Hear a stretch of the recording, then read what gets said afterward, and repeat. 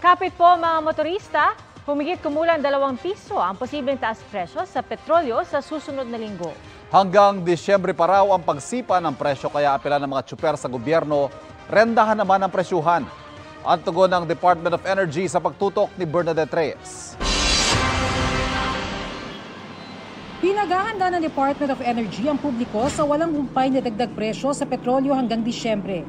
Sa Martes nga, big-time oil price hike na naman ang nakaamba na maglalaro raw sa 2 piso kada litro. May tsansa lang ng konti sa gasolina na baka hindi lumagpas, pero yung diesel and kerosene mukhang nandun po sa 2 piso.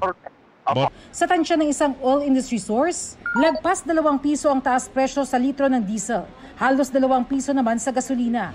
Tugmayan sa tansya ng Uni-Oil na hanggang 2 pesos and 40 centavos per liter na dagdag sa diesel at hanggang 1 peso and 80 centavos per liter sa gasolina. Hinaing ng mga tsuper, irenda naman ng gobyerno ang presyohan ng petrolyo.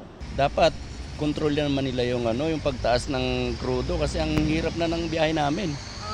Alas wala na kami kinikita. Sa pagtaas, ang bilis, no? Pamasahe, pag-English, ang tagal.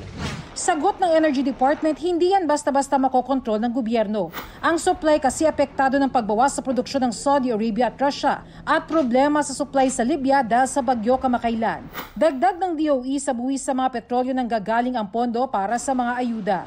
Wala raw masyadong pinagkaiba kung direkta na lang itong papasanin ng mga motorista. Where do we get the funds? Pwedeng sabihin na walang magbabayad. Para sa GMA Integrated News, Bernadette Reyes, nakatutok 24 oras. Mga kapuso, manatili nakatutok sa balita anumang oras. Mag-subscribe sa GMA Integrated News sa YouTube.